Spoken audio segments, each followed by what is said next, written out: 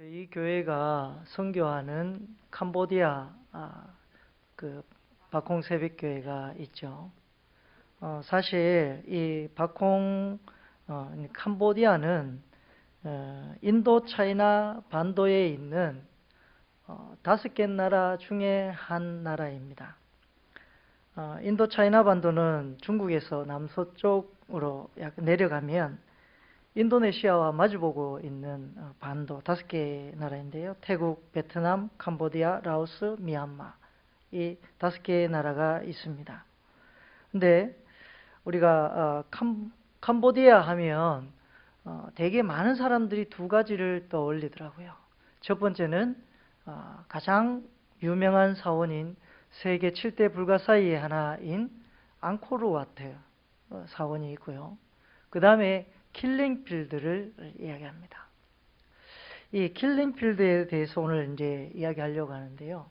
오늘 말씀의 제목이 킬링과 힐링입니다. 킬링과 힐링. 오늘날 우리가 많은 사람들이 이 캄보디아에 대해서 킬링필드가 있었다 뭐 이 정도는 알지만 그들이 얼마나 참혹했는지에 대한 부분은 잘 모르는 사람들이 있습니다. 그래서 저는 캄보디아에 갔을 때 캄보디아 킬링필드 박물관이 있습니다. 박물관에 가봤더니 거기에 죽은 사람이 약 한 200만 명 정도 죽임을 당했다고 합니다. 캄보디아 인구의 4분의 1에 해당하는 많은 사람이 죽었어요. 근데 그때 사실 친미 론론 정권이 있다가 1975년도에 이제 이 폴포트라는 사람에 의해서 농민 천국을 세워보겠다. 그래서 이 도시인들을 농촌으로 강제 이주를 시키고 또 크메르루주라는 정권을 이제 펴게 됩니다. 이게 이제 공산주의적인 개념에 따라서 이 농민 천국을 만들어 보겠다 하는 이념을 갖고 거기에 조금 반대하거나 좀 머리가 똑똑하다 싶은 사람들은 다 죽여버렸어요. 그래서 죽인 사람의 특징이 안경을 끼고 있거나 좀 지식인이거나 대학교를 나오거나 좀 이렇게 공부를 많이 한 사람들, 머리가 좀 똑똑하다고 여겨지는 사람들은 사정없이 그냥 다 죽여버렸다고 합니다. 그러니까 저 같은 사람은 죽을 확률이 높았겠죠. 아닌가요? 안경만 벗으면 안 죽을 수도 있겠습니다. 어쨌든 이렇게 좀 뭔가 좀 지식이 있다 싶은 사람들은 거의 다 죽여버렸어요. 그러다 보니까 캄보디아 사람들은 지금 있는 캄보디아 사람들을 만나보면 같이 대화를 해보고 생활을 같이 해보니까 굉장히 순수합니다. 그리고 아주 착한 면도 있고, 근데 그들에게 있어서 가장 큰 문제가 뭐냐면 이 자기의 역사의식을 가르쳐 줄 만한 교사가 없고 또 자기의 그 나라가 어떻게 하면 잘 사는지에 대한 그런 좋은 방법들을 이야기해 주는 사람들이 많지 않다는 겁니다. 그러다 보니까 어려운 삶을 살면서도 계속 그냥 그 자리에 혹은 다른 나라의 도움을 받지 않고는 살기 힘든 어떤 삶의 패턴을 갖고 있습니다. 이런 모습들을 바라보면서 참 안타까움이 많이 들었습니다. 그들에게 있어서 이 역사의식을 모르는 것, 그러니까 자기의 선조들이 어떻게 죽었고 자기 나라가 어떤 역사적 아픔을 갖고 있는지에 대한 인식이 없다는 겁니다. 그것이 이 캄보디아는 더 큰 문제인 것 같습니다. 제가 볼 때 선교사님들도 그런 이야기를 하시더라고요. 어찌됐든 이들이 그런 자기 자국을 위한 어떤 부분들을 깨우치기 위해서 선교사님들이 그 킬링필드 박물관을 애들을 많이 데려간다고 합니다. 그러면 거기에 갔던 애들이 이제 그것을 보고 우리 같은 경우에는 일제시대의 어떤 그 만행을 보았을 때에 불붙듯 가슴이 뜨거워지지 않습니까? 근데 이 아이들은 그 보고 와도 무감각하다는 거예요. 그것을 보고 어떤 가슴에서부터 이렇게 뜨거움이 올라오지 않는다는 것입니다. 왜 그런지 잘 이해가 되지 않는다라고 이야기를 합니다. 어쨌든 이렇게 철저한 어떤 통제와 억압과 그런 과정 속에 아직까지도 그런 못된 만행을 저질렀던 사람들이 재판은 하고 있습니다만 완전히 심판을 받지 않았어요. 떵떵거리고 살고 있다고 합니다. 이런 잘못된 어떤 모습을 갖고 있는 한두 사람의 그 욕심에 의해서 나라가 천국을 만들어 보겠다는 개념을 갖고 나아갔을 때에 비참한 결과를 가져올 수 있다는 것입니다. 여러분, 인간의 힘은 욕심으로 세워지는 이상 어떠한 이상향을 갖고 나아간다 할지라도 그 이상향이 참다운 길을 제시해 주지 못한다는 것입니다. 그것은 천국을 만들고자 하지만 결국에는 천국이 아닌 킬링필드와 같은 죽음이 도사리고 있는 그런 나라가 되고 만다는 것입니다. 여러분, 그런데 과연 이 캄보디아의 킬링필드만 많은 사람들이 죽은 삶의 현장일까요? 저는 오늘날 우리 사회가 또 오늘날 우리 전 세계 사람들이 살아가고 있는 이 시대가 킬링필드와 같다고 생각합니다. 왜냐하면요, 죄악이 가득합니다. 죄악이 세상 곳곳에 도사리고 있고, 그리고 많은 크리스찬, 예수 그리스도를 믿던 사람들이 예수 그리스도를 버리고 있는 실정입니다. 또한 우리나라도 여러 가지 어려움과 여러 가지 환난과 또 세상의 어떤 현란한 것들이 기독교인을, 예수 믿는 사람을 유혹하다 보니까 예수 믿는 사람들이 점점 줄어들고 있어요. 교세가 점점 작아지고 있다고 합니다. 그래서 우리나라는 지금 여러 가지 아픈 어떤 명예가 있습니다. 자살률 1위, 뭐 몇 년, 수년간 지금 자살률 1위, OECD 국가 중에 자살률 1위를 차지하고 있고, 40, 50대 돌연사가 가장 많은 나라가 또 우리나라라고 합니다. 이게 40, 50대 특히 중년 남성, 여러분, 저도 이제 중년 남성인데요. 꽃다운 나이처럼 보이지만 저도 아직 지금 벌써 중년 남성입니다. 몇 년 안 있으면 저 50이거든요. 그런데 지금 이런 이제 연령을 살다 보니까 이렇게 사는 것이 대한민국에서 사는 남성은 결코 옛날보다 지금 현재 상황이 쉽지 않다는 생각이 듭니다. 태국만 가봐도요, 여자들이 거의 다 일을 하고 남자들은 위통 벗고 오토바이나 타고 다니고 탱자탱자 노는 남자들이 많이 있습니다. 저는 개인적으로 좀 부럽더라고요. 뭐 우스갯소리로 하는 이야기입니다만 현재 우리나라 사회가 40, 50대 남자, 중년 남성의 돌연사가 가장 많다는 이야기를 듣고 가슴 한켠이 왠지 모르게, 저도 같은 중년이라 그런지 모르겠지만 쫙 미어지는 부분이 있습니다. 여러분, 그래서 오늘 이 자리에 계신 40, 50대 남편을 둔 중년 여성분들께서는 오늘부로 남편분들에게 좀 잘 해주시길 바랍니다.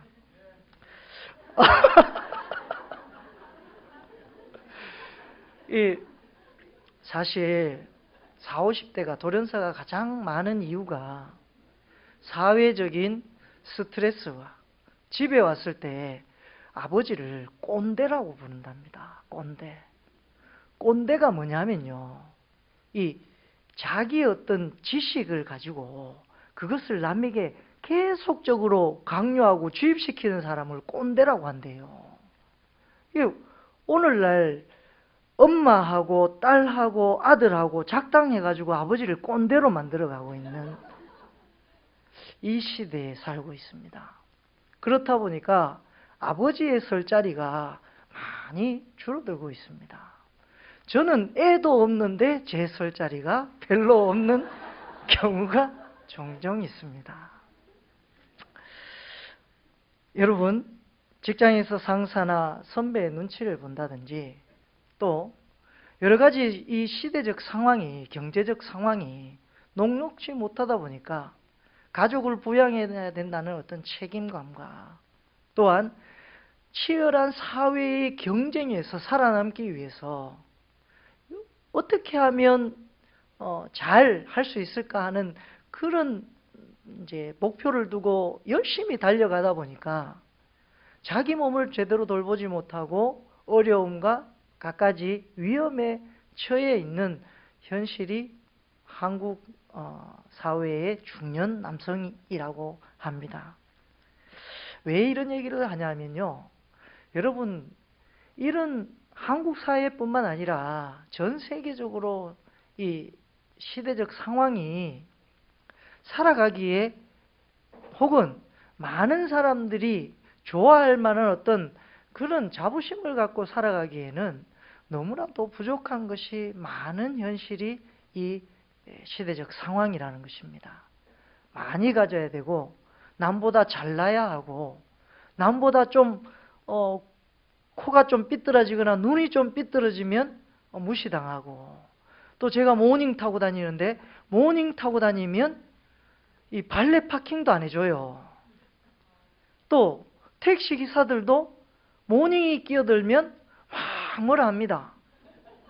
제네시스가 끼어들면 예 어서 오십시오 하고 비켜주는데 이런 어떤 사회적 통념, 외모지상주의 이런 형태로 흘러가고 있는 이 시대적 상황이 너무나도 안타까울 따름입니다. 저는 외국 친구들이 좀 있는데요. 외국 친구들을 만날 때 그 친구들은 저를 굉장히 좋아해 줬어요. 인텔리전트 코리안 그러면서 저를 아주 지성인으로 대우를 해줬습니다. 근데 한국에 오니까 키도 작고 하니까 별로 대접을 못 받아요. 그런데 최근에 보니까 유럽은 원래 외모지상주의가 아니었거든요. 저같이 난장이 똥차리 같은 사람들도 독특한 어떤 자기의 기능, 가치를 드러낼 만한 뭔가 독특한 부분이 있다면 그 사람을 아주 높이 평가하고 인정해주는 시대였는데 지금 유럽도 외모지상주의로 많이 흘러가지고 오만때만데 성령을 하고 이런 일들이 비일비재 일어나고 있다는 것입니다. 얼마나 이쁘고 얼마나 아름다운 제가 좋아하던 설리가 자살을 했어요. 제가 그날 많이 울었습니다. 얼마나 이쁩니까? 그런데 자신의 어떤 공허함, 상대적 빈곤감, 자기가 채워지지 않는 어떤 마음의 한켠의 우두커한 모습 때문에 결국에는 자살을 선택하게 되는 그런 나라가 지금 현재 우리나라의 현 주소라는 것입니다. 여러분, 이런 시대와 이런 사회에 산다는 것은 쉬운 일이 아니죠. 오늘 성경에도 보면 이 모세가 출애굽 이제 이스라엘 백성들을 다 데리고 출애굽을 했는데 출애굽을 해서 열심히 이제 수르 광야까지 들어갔는데 거기서부터 물을 찾으려고 사흘 길을 걸어도 물을 찾지를 못했어요. 그러니까 얼마나 목이 마릅니까? 목이 마르고 지쳐있는 상황에 마라의 오아시스를 만나게 됩니다. 그래서 그 마라에서 물을 퍼다 마셨는데 그 물이 썩은 물이었어요. 그러니까 그 물을 마신 사람마다 전부 배탈이 나고 속이 쓰리니까 원망하기 시작합니다. 모세를.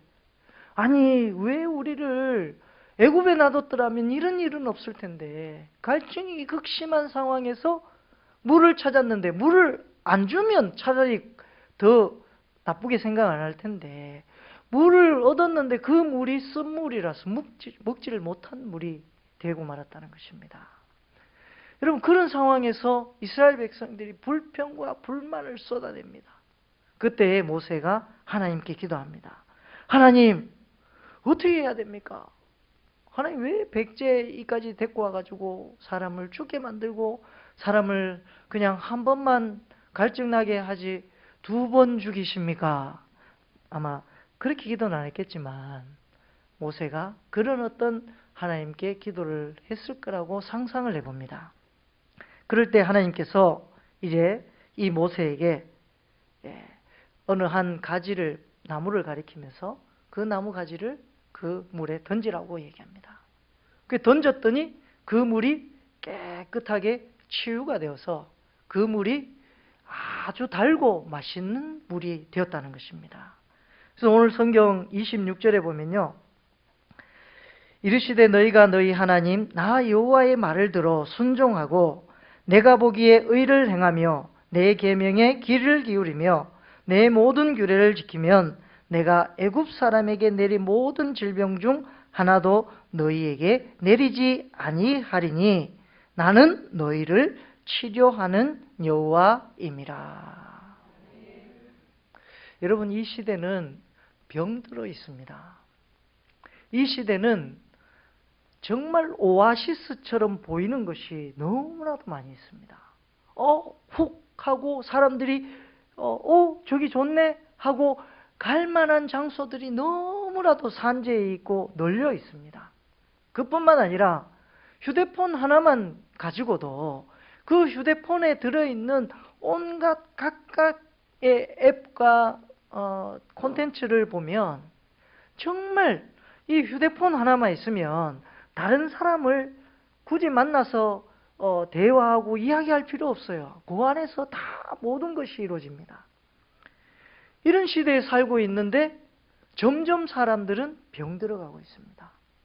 이런 시대에 살고 있는데 점점 우리는 세대 간의 갈등이 더 심화되고 있고, 우리가 자녀와 아버지가 대화할 길이 많이 사라지고 있습니다.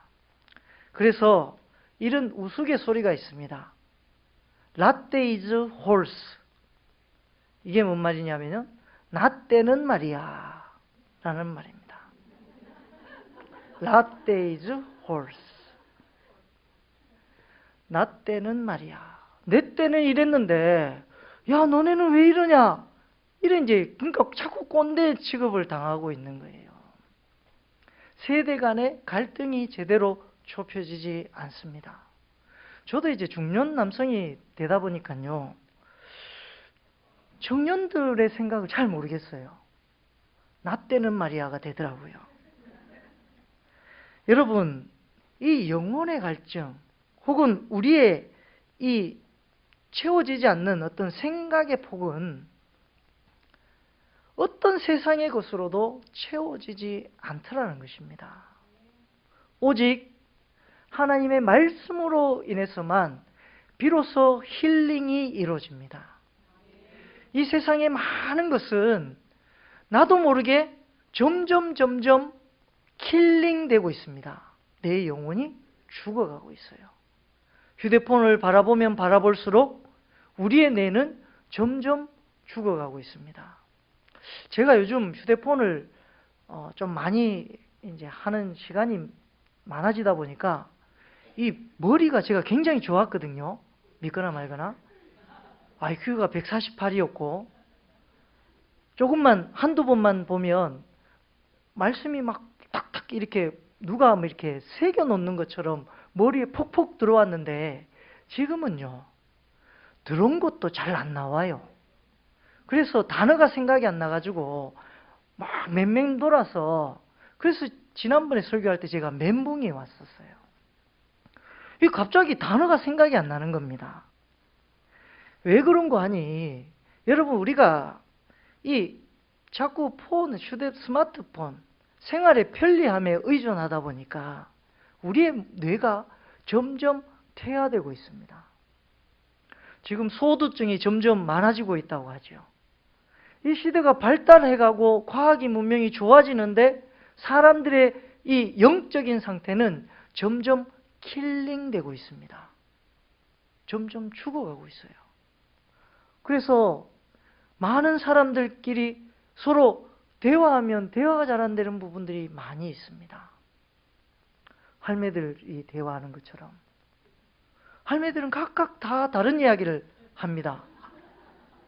이 사람은 자기 며느리 이야기하고 있고, 이분은 자기 집에 그 물 새는 거 뭐 수도 터진 거 이야기하는데 서로 이야기가 잘 돼요. 여러분, 시대가 점점 이렇게, 지금 할머니들도 스마트폰 안 쓰는 할머니들이 거의 없어요.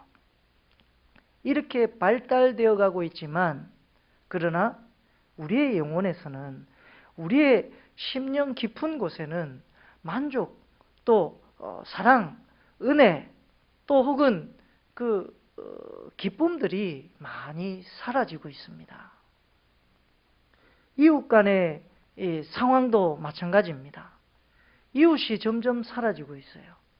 점점 이제 나홀로, 솔로족, 욜로족 이런 족들이 많이 늘어나고 있고, 상대적 빈곤감과 또 채워지지 않는 만족감을 채우기 위하여 온갖 나쁜 짓을 저지르고 있는 사회가 현재 사회입니다.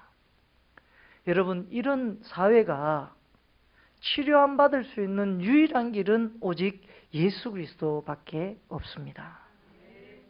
오늘 성경에 보면 하나님께서 모세에게 한 나무를 가리키면서 그 나무를 던져라 라고 얘기합니다. 여러분, 이 나무가 의미하는 의미가 무엇일까요? 이 나무는 바로 예수 그리스도의 십자가를 의미합니다. 여러분, 하나님은 치료의 하나님이신데 그 치료의 하나님이 오늘 이 시대를 치료하는 방법을 이미 다 우리에게 알려주셨습니다. 그것은 바로 하나님의 말씀이요 예수 그리스도의 십자가입니다. 그 예수 그리스도의 십자가와 하나님의 말씀이 아니고서는 이 시대가, 이 사회가 치료 안 받을 수 없습니다.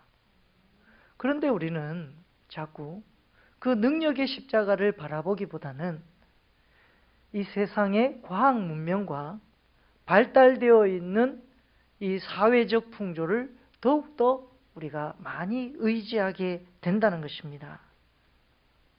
이 시대, 이 광야 어디에도 마실 물이 없었던 것처럼 이 세상, 이 시대 어디에도 마실 만한 생수가 되는 곳은 한 군데도 없습니다. 오직 예수 그리스도와 교회에서만 하나님의 생수를 찾을 수 있습니다. 여러분, 우리가 정말 생수를 맛보며 살아갈 수 있는 유일한 길은 오직 예수 그리스도예요. 세상에서는 찾을 수 없는 오아시스가 교회 안에 있음을 우리가 망각하지 말아야 하겠습니다.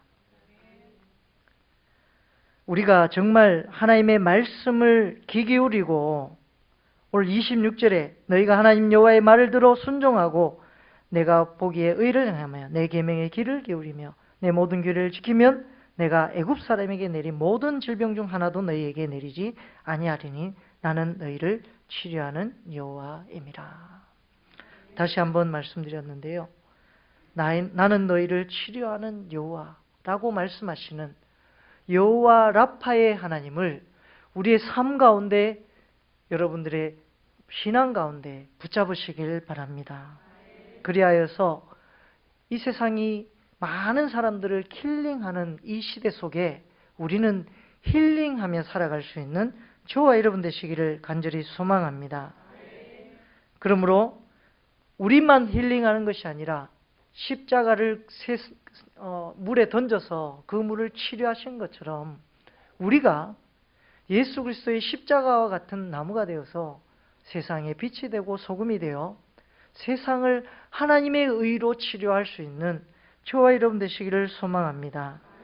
그러할 때에 진정한 이 시대가 노아의 방주가 되고 교회가 하나님의 뜻을 이루어가는 귀한 천국이 될 수 있습니다.